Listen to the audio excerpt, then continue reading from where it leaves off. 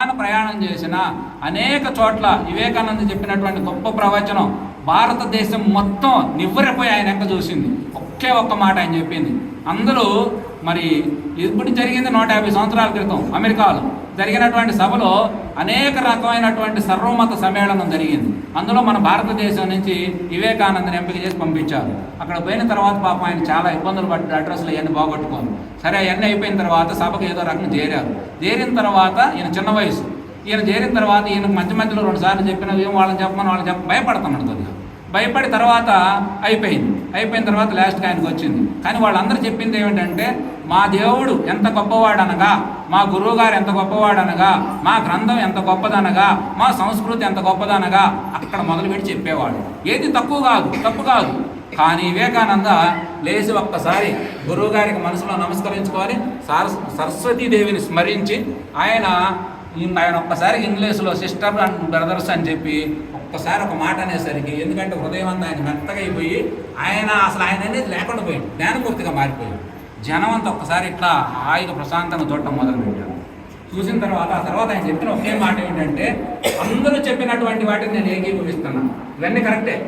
కానీ భగవంతుడు ఎట్లా ఉంటుంది ఏమిటి అంటే, మా యొక్క భారతీయ తత్వం ఏమిటంటే, అనేక రకమైనటువంటి కొండల్లో, కోణంలో, నదుల్లో అనేక రకాలుగా జాదువారిన నీళ్ళన్నీ చిన్న పిల్లకాలువలన్నీ పెద్ద వాగులో కలిసి, వాగులన్నీ నదికి పోయి నది సముద్రంలో కలిసినట్లుగా ఎవరు ఏ రకమైన ఆరాధన చేసినా అవన్నీ భగవంతుడే చేరుతున్నాయి.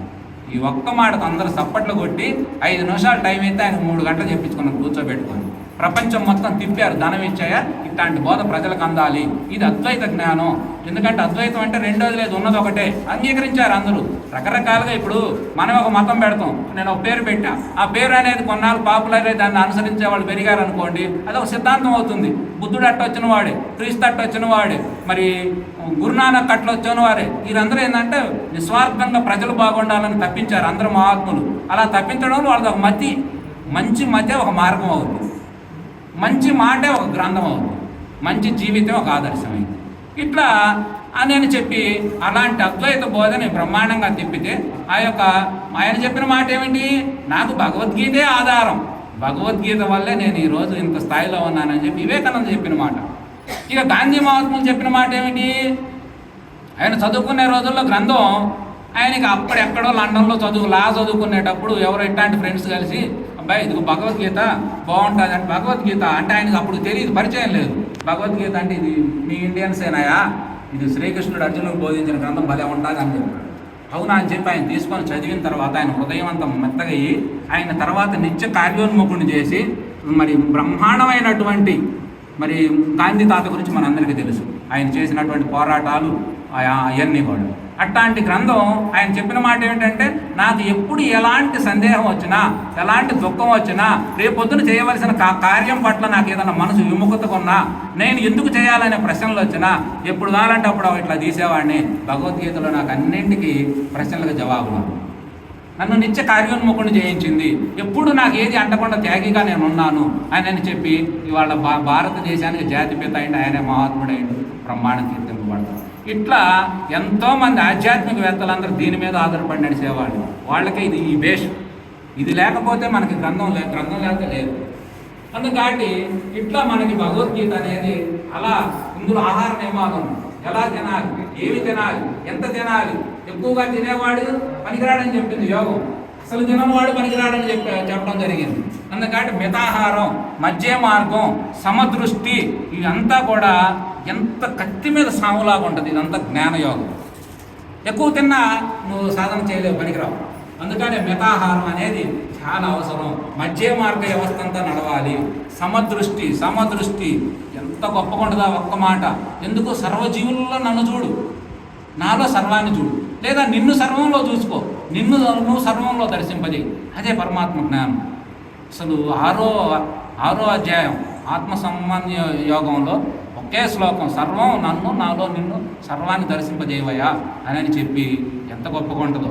అంటే ఎంత ఏకాత్మ భావన, మనిషి ఎట్ట తిప్పి ఏ రకంగా చేసుకోవచ్చినా ఆయన దైవ జ్ఞానం అనేది ప్రతి జీవి, ఎందుకంటే పొందే అర్హత ప్రతి జీవికి అది మనకు మహాత్ములు అందరూ చెబుతూ ఉంటారు 84 లక్షల జీవరాశులు ఉన్నాయా, ఆ జీవరాశుల్లో ఒక్క మానవుడు మాత్రమే ఉత్తమమైనటువంటి వాడు. ఎందుకు ఉత్తమమైనటువంటి వాడు? మిగతా జీవులన్నీ మనలాగే జనన మరణాలు మనకి ఎలా ఉన్నాయో వాటికి అలాగే ఉంది. మనలాగే అవి తింటవి, మనలాగే నిద్రపోతాయి, మనలాగే అవి సంగమిస్తాయి, మనలాగే సంతానం కంటాయి, మనలాగే అన్నీ ఉన్నాయి. కానీ ఇది మంచి చెడు అనేటువంటి విచక్షణ జ్ఞానం వాటికి లేదు. మనకు ఆ మంచి చెడు విచక్షణ జ్ఞానం అనే బుద్ధి మనకు ఉన్నది కాబట్టి ఆ బుద్ధి ద్వారా మానవుడు అసలు చేయవలసిన పని ఏమిటంటే నీవెవరో నువ్వు తెలుసుకోవాలి, లేదా ఆయన ఎవరో తెలుసుకోవాలి.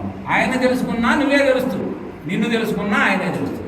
ఎందుకంటే అంత ఆయనని తెలిసింది, లేదా అంతా నీవన్నా కూడా నీవు ఆయనేనని తెలిసింది. ఎప్పుడైనా నువ్వైనా ఆయన గొప్ప చెప్పాల్సిందే. శంకరాచార్యులు చెప్పిన మాట ఏమిటి? అద్వైత ఆయన, అయ్యా శివ, నువ్వు నేను ఒకటే, నువ్వు నేనే, అయినా నేను నువ్వు రెండు నువ్వే. ఎందుకంటే నేనంటే మళ్ళీ నాకు అహంకారం వచ్చి నేను ఏడబరాయించేది ఇదంతా, అందుకు కాబట్టి నేను రెండు నువ్వే అని చెప్పి, అందుకని మహాత్ములు చెప్పే మాట నిన్ను నువ్వు తెలుసుకుంటే నిన్ను నువ్వు తెలుసుకోవటంలోని విశ్వం అంతా తెలిసిపోయింది. అలా తెలుసుకోవాలంటే మొట్టమొదట మనకి సదాచారం, స్వాధ్యాయనం, ఇవన్నీ మనకి సన్మార్గం అనేది చాలా అవసరం. ఇప్పుడు మనం ప్రయాణం చేసేదంతా సన్మార్గం. ఇలా భక్తులుగా, శిష్యులుగా, స్వామివారి ఆశ్రమాలకి, ఈ దేవాలయ వ్యవస్థ ఇదంతా కూడా సదాచారంతో కూడుకున్న భక్తి. సదాచారం అంటే ఏమిటి? మంచిగా నడుచుకోవటం, నిత్యం నడుచుకోవటం.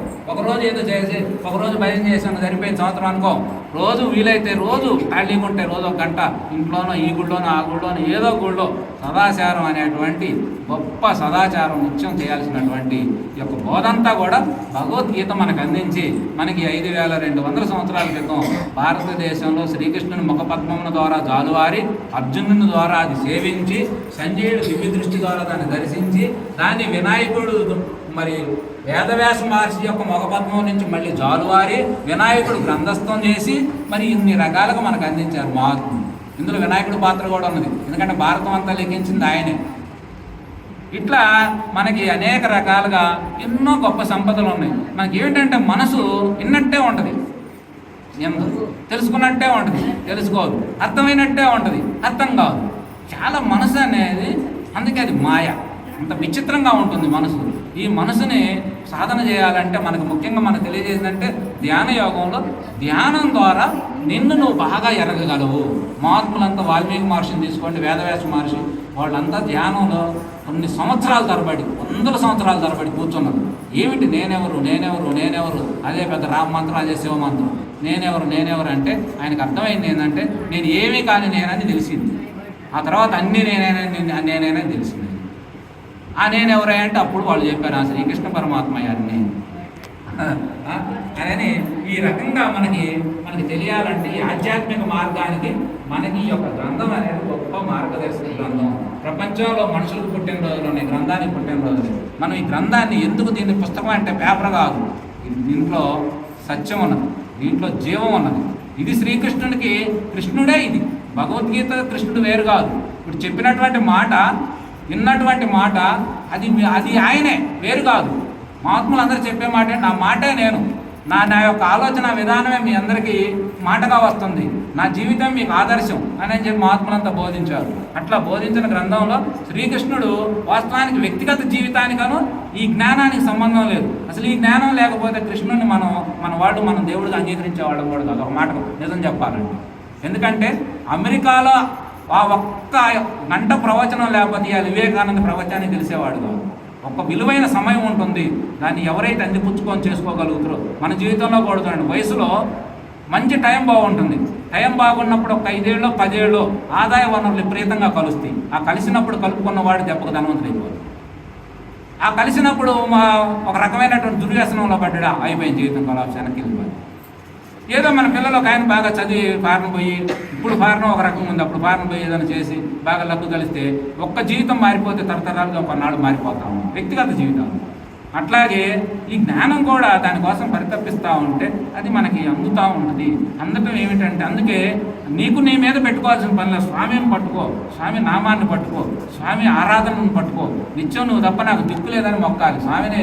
నాకు అది ఇది కాదు, నువ్వెవరివి నేనెవరిని, నువ్వెవరివి నేనెవరిని, ఇది మనం కోరుకోవాల్సింది. నిత్యం నేను కోరుకునేదైతే అదే. మా ఇంట్లో గోల, స్వామి నువ్వు అసలు అడగట్లేదు, మనం ఇబ్బందులు పడుతున్నాగా అంటే నేను రోజు చెప్పే సమాధానం ఏమిటంటే, నా పిల్లలకి ఏమి ఇస్తే సుఖంగా వాళ్ళ జీవితం మొత్తం ఉంటారు నాకు మాత్రమే తెలుసు. పిల్లలకు తెలియదుగా. పిల్లలు ఏది పడితే అది అడుగుతారు. ఏది ఇస్తే చేద్దాం, ఆగం చేద్దాం, హాయిగా వాడు అప్పుడు సుఖంగా ఉండేది చూసుకుంటాడు. కానీ మనం జీవిత పర్యంతం సుఖంగా ఉండే విధంగా ఆలోచిస్తాం.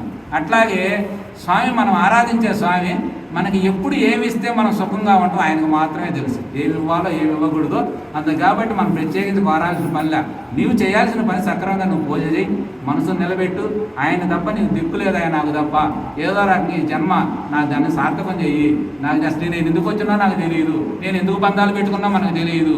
నేను ఇదే భగవద్గీతలో చదువుతుంటే అసలు శ్లోకలోపంలో కాదు, రాసినటువంటి ఆ కవి కింద రాసింది ఏమిటంటే, ఇన్ని రకాల జీవులు ఉన్నాయి, నిద్రపోతున్నాయి. ఎట్లా నిద్రపోతున్నాయి? అసలు నిద్ర అంటే ఏమిటి? తింటున్నాయి, ఆహారం ఎట్లా జీర్ణం అవుతుంది, సంగమిస్తున్నాయి, ఎట్లా అనుభూతులు ఎట్లా కలుగుతున్నాయి, ఏమిటి ఇదంతా? దానికి ఏంది అసలు రూపం లేదుగా. ఇప్పుడు నిద్రపోతున్న రూపం ఏంటి చెప్పండి? ఇట్లా ఎంత సృష్టి, ఎంత అద్భుతంగా, ఎంత పెద్ద విశ్వం ఎంత నడుస్తుంది ఇదంతా అని వర్ణన చేసి, అట్లా అంటే పరిశోధకుడుగా తత్వవేత్త ఒక రకంగా ఆలోచిస్తుంది, భక్తుడు ఒక రకంగా ఆలోచిస్తుంది. ఇప్పుడు మనం భక్తుడుగా ఆలోచిస్తే మొత్తం స్వామి మీదే, స్వామి వల్లే జరుగుతుందని చెబుతుంది. కానీ శ్రీకృష్ణుడు చెప్పిన తత్వవేత్తగా చేస్తే ఇదన్నింటికీ నామరూపము గుణము లేనటువంటి పరమాత్మ ఒకటి ఉన్నదయ్యా. దేవతలు వేరు, ఆ యొక్క పరమాత్మ చైతన్యం వేరు. అందుకని స్వామి చెప్పింది ఏమిటంటే, దేవతలందరూ వారి వారి పనులు చేసినప్పటికీ ఈయన విశ్వం ఏదైతే మనం ఈ యొక్క 14 భవన భాండాలకు ఆధారమై అసలు అది అనంతంగా అనాది, అంటే దానికి మొదలు లేదు, మధ్యం లేదు, చివరి లేనటువంటిది ఏదైతే ఉన్నదో అది నేనే అని చెప్పి ప్రకటించు. అది నువ్వెట్లా అయినవయ్యా అంటే, తెలుసుకుంటే అయిన ఆయనయ్యా, తెలియకపోతే కాము. సత్యసాయిని కూడా కొంతమంది ఆయన నేను దేవుడిని అని చెప్పి ప్రకటించాడు. ఎట్లా నువ్వు దేవుడు అంటే, నువ్వు దేవుడివేనాయా, నీకు తెలియదు, నాకు తెలిసింది. కృష్ణుడు చెప్పింది కూడా అదే, నీకు నాకు ఎన్నో జన్మలు ఉన్నాయి. నేను సృష్టి ఆదిలోనే మనువుకు బోధించాను, ఆ మనువు తర్వాత ఇక్షాకు బోధించాడు. ఇట్లా 4-5 రకాల పేర్లు చెప్పాడు. వాటిని చేస్తే అదేంది బావ, నువ్వు నేను ఇద్దరు ఒకసారి ఎప్పుడు రోజు కలిసే తిరుగుతుంటివి, నువ్వు ఆయనకు అప్పుడు అది ఆయన మనువు ఆయన ఇప్పుడు మన మంత్రాలు మారినాయి కదా అంటే, మన ఇద్దరు కూడా అనేక రకమైన జన్మలు మారినాయా, నీకు తెలియదు, నాకు తెలుసు. అవునా అని చెప్పి వాళ్ళు యుద్ధం వదిలేశారు. యుద్ధం వదిలేసి ఇద్దరు ఈ సంభాషణలో పడి చక్కగా 2.5-3 గంటలు ఈ బోధ అంతా సాగింది. విశ్వరూపం దర్శించండు. ఇప్పుడు మనందరం ఈ బోధంలో ఎన్నో అద్భుతాలు మీరందరూ చూశారు. నిజంగా స్వామి ఉన్నట్టుగా ఇదంతా బోధిస్తున్నట్టుగా ఈ బోధ మనందరికీ మన ఆలోచనలో ఉన్నటువంటి కదలికలన్నీ కదులుతున్నట్టుగా ఇవన్నీ మన ఇంద్రియాలన్నీ నిజమైన అందరం ఒప్పుకుంటున్నాం. కానీ బయట దూరంగా ఉన్నవాడికి ఇవన్నీ ఏం తెలుస్తుంది? ఏదో వాళ్ళు ఏదో మాట్లాడుకుంటున్నారు. అట్లాగే వారిద్దరి మధ్య బోధ కూడా అంత అద్భుతంగా, అంత పెద్ద యుద్ధంలో కొన్ని కోట్ల జీవరాశులు, కొన్ని కోట్ల మానవ జాతి ఆర్తనాదాలు పెడితే అందులో నుంచి మరి పాలని కాస్తే పెరుగయ్యి, పెరుగులో నుంచి వెన్నపూస తీసి వెన్నపూసని కాస్తే నెయ్యి వచ్చినట్లుగా ఈ యొక్క బోధ అంతా కూడా ఎంత ఘోరమైనటువంటి. ఎందుకంటే సృష్టి మొత్తం మనకి మంచిలో చెడు ఉంది, చెడులో మంచి ఉంది. పూర్తిగా చెడని చెప్పాది కాదు. నేను ఒక మతం ఏదో పెట్టి, అందులో షింటో మతం అంటే వాళ్ళు చైనాలో ఆ మతం ఎలా ఉంటుందంటే